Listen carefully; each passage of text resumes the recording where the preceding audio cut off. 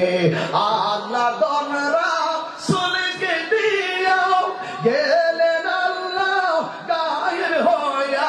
শিরিক সম্পর্কে বলেছিলাম, অথচ যেই বক্তার শিরিক সম্পর্কে ধারণা নাই সে গজল গাইতেছে। কি গজল? আল্লাহর ধনরা সুলকে দিয়া আল্লাহ গেলেন গায়েব হইয়া। নাউজুবিল্লাহ বললেন না? আল্লাহ রাব্বুল আলামিন কি আবার গায়েব হবে? তিনি তো আলিমুল গায়েব। এই ন্যূনতম জ্ঞান যে জৈনিক বক্তার নাই।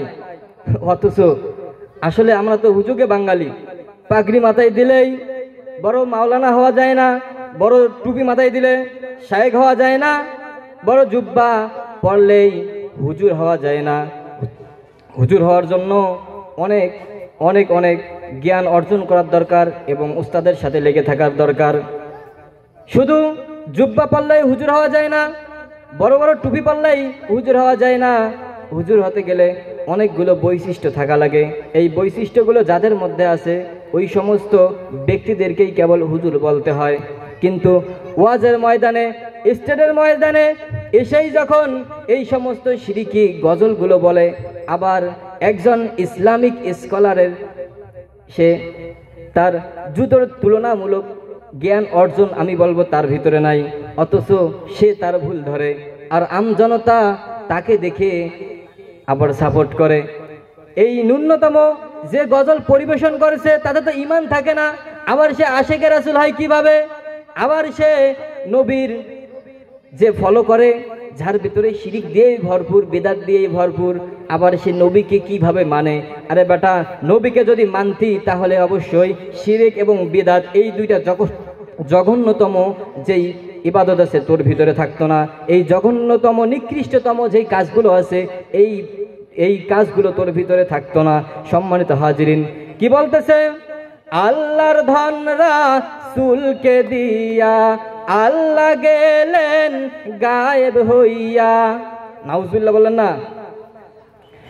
রাসূলের ধন খাজা পাইয়া। অবশ্যই আমরা এটা স্বীকার করি, এটা ঠিক আছে। খাজা চিশতি রহমতুল্লাহ আলাই তিনি একজন উপমহাদেশের মধ্যে রহমত হিসেবে এসেছিলেন। আমরা যার থেকে দিন ইসলাম শিক্ষা পেয়েছি, তিনি আজমিরে শুয়ে আছেন। আল্লাহ তাআলা তার কবরটাকে জান্নাতুল ফিরদৌস দান করুক সকলে আল্লাহুম্মা আমিন। কিন্তু যার অন্ধ ভক্তরা, এই বেদাত যুক্ত ওলামায়ে কেরামরা তার মাঝারে যেই সমস্ত কর্মকলাপ করতেছে, এর জন্য এই সমস্ত ওলামাদের কেরাম এই সমস্ত মানুষদেরকে ভোগ করতে হবে। মাইয়েতের কোনো এখানে দোষ নেই, সে তো বড় অসহায়, কবরে শুয়ে আছে। সম্মানিত হাজিরিন, রাসূলের ধন খাজা পাইয়া শুয়ে আছে আজমিরে, কেউ ফেরে না খালি হাতে খাজা তোমার দরবারে। নাউজুবিল্লাহ বলেন সবাই। কত বড় মারাত্মক একটা ব্যাধি চিন্তা করতেছেন আপনারা? আল্লাহ তাআলার সাথে এখানে শরীক করা আছে। তিনি লাহুল মুলক লা শারিকা লা, লাহুল মুলক ওয়া লাহুল হামদ, অথচ তার এই গুণ সিফাতগুলোর সাথে তুলনা করা হচ্ছে।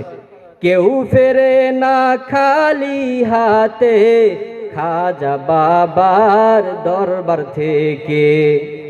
কত সুন্দর কথা! নাউযুবিল্লাহ মিন জালিক।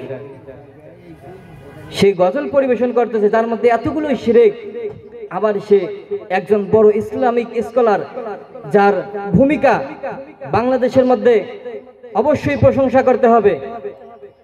শেখ আহমদুল্লাহ হাফিজাহুল্লাহ বারাকাল্লাহু ফি। আল্লাহ তাআলা তার হায়াতে তৈয়বা দান করুক, সকল ষড়যন্ত্র থেকে তাকে হেফাজত করুক। আমরা সকলে আল্লাহুম্মা আমিন। সম্মানিত হাজিরিন,